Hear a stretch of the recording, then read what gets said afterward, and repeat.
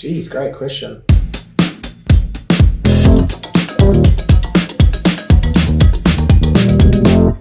I'm in the presence of two charismatic Kiwis to learn about the secrets behind the charisma, all the success that you've actually achieved as bowlers over the years, playing for your respective countries, playing for New Zealand, playing in the IPL as well. How exactly have both of you adapted your bowling styles to suit the conditions that you have here?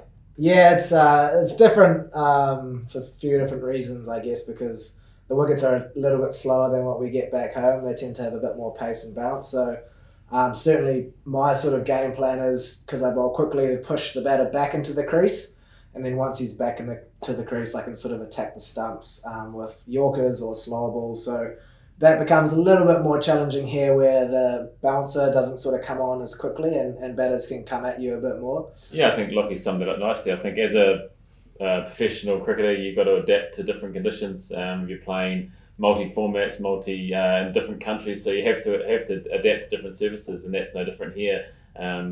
You, I guess, modify your game slightly to what you do back in New Zealand.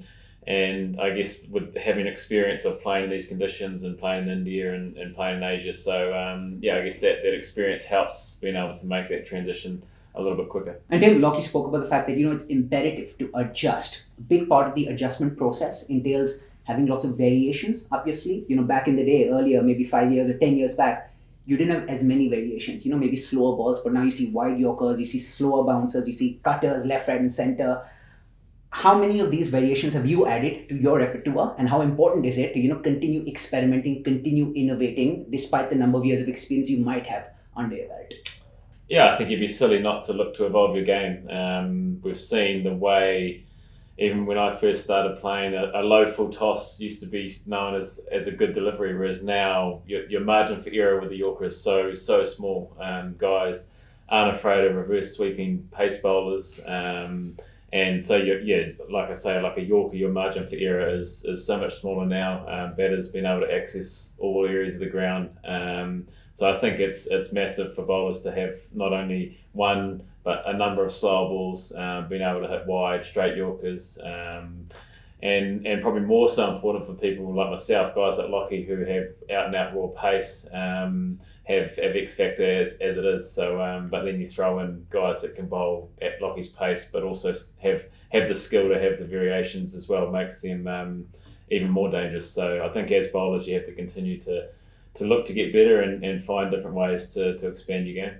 And in football, you hear of someone like a Cristiano Ronaldo who's adapted his game immensely. The style that he plays with right now is very different compared to what the style was in his early 20s. Lockie, over the years, how have you intentionally and deliberately evolved your bowling style?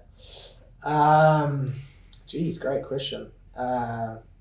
Look, I think when I started, I was your classic, as Timmy said, raw fast bowler who just tried to run in and bowl as quick as I could. And I'll certainly put my hand up and say that I did that for a long period, but that doesn't work at the top level, quite simply. So you have to adjust your plan and actually work out what game plan you go into the game with.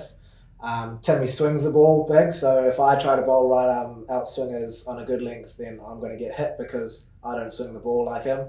So of course I can talk to Tim, talk to other bowlers in the group about what works for them, but you do have to, I guess, work out how effective you can be. And so what length is that? What's the batter thinking when you're bowling? What's his mindset? Where's he trying to access? And so over time you develop it. Plenty of trial and error, a lot of error throughout that time. So I think from the failures you probably learn more. And then of course you have some good days out, which is always nice when the plan comes together and you can get a win for the team. Brilliant. And Tim, same question to you as well. How do you think you're a different bowler compared to the bowler who played in the 2015 World Cup 6 years back?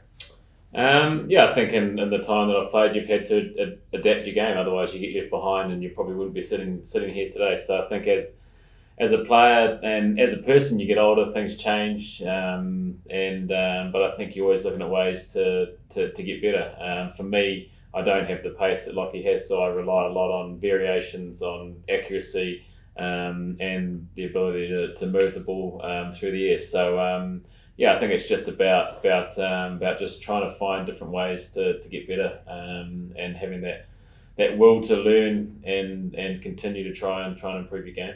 Fantastic. Closing question. I know it's very evident, from this chat that the two of you complement each other off the field, but of course complementing each other on the field as well. You guys played together for KKR in the match against Delhi in Sharjah.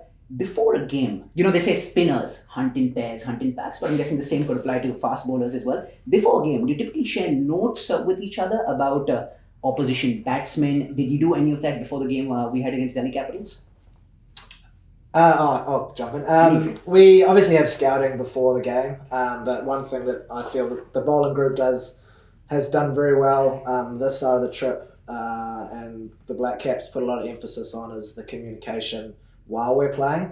We can do all the work, as I sort of said before, about working out the batter's weaknesses, but until we play on the pitch, we don't know what the best options are. So that communication piece, Timmy bowling the first over, I think it was the second over of the game he played with me, telling me what the pitch does, three-quarter balls, cross seamers, is there any swing, is a slower ball gripping, what lengths he thinks best. If he can get that information to me as quickly as possible, then I can build my plan, and then when I come to bowl, I've actually got a plan that might work on that pitch. And that communication piece, I think, in all the top teams is pretty crucial.